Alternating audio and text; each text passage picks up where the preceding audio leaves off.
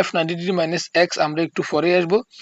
এখানে যেখানে যেখানে এক্স থাকবে সেখানে সেখানে এফ 90 ডিগ্রি মাইনাস এক্স দেবো, সমানের জায়গায় সমান দেব, এবং সমান দেওয়ার পরে সাইনের জায়গায় সাইনটা বসাবো, এবং এখানে এক্স এর মান আমরা এখানে ওখানে যেরকম এক্স এর মানটা এটা বসিয়েছি এখানেও 90 ডিগ্রি মাইনাস এক্স বসাবো।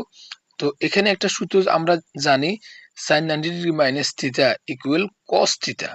এখানে যেহেতু থিটার জায়গায় এক্স আছে এখানে কি হবে কস এক্স।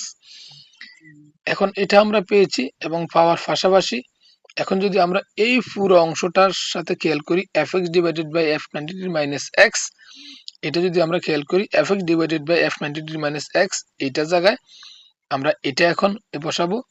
তাহলে এফ এক্স সমান কত আমরা জানি, এফ এক্স সমান হচ্ছে সাইন এক্স।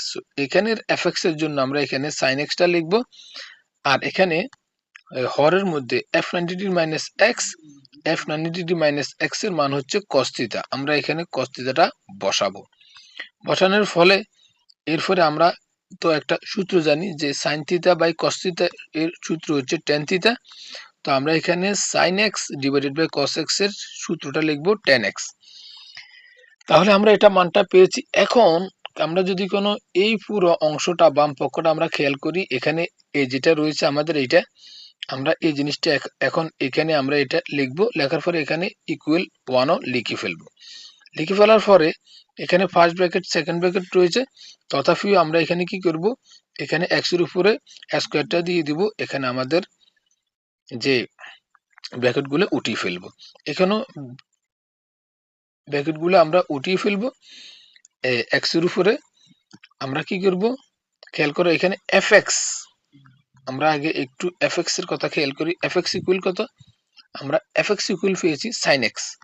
তো সো আমরা এখানে এফ এক্স এর জন্য আমরা এখানে সাইন এক্স সাইন দেব, আর এখানে উপরের পাওয়ারটা এখানে আমাদের পাওয়ারটাই ঠিক থাকবে, এখানেও ঠিক তদ্রুপ এফ এক্স ইকুয়াল হচ্ছে সাইন এক্স, আমরা এখানে সাইন এক্সটা দিব, উপরে স্কোয়ারটা আমরা এখানে এনে দিব, তাহলে হয়ে গেল।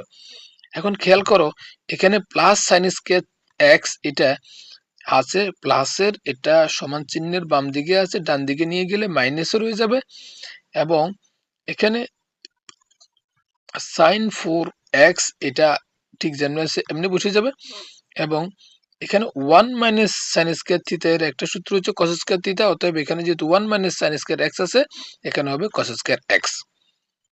ওকে, তাহলে এখন আমরা এটা পেয়েছি sine 4x equal cos square x।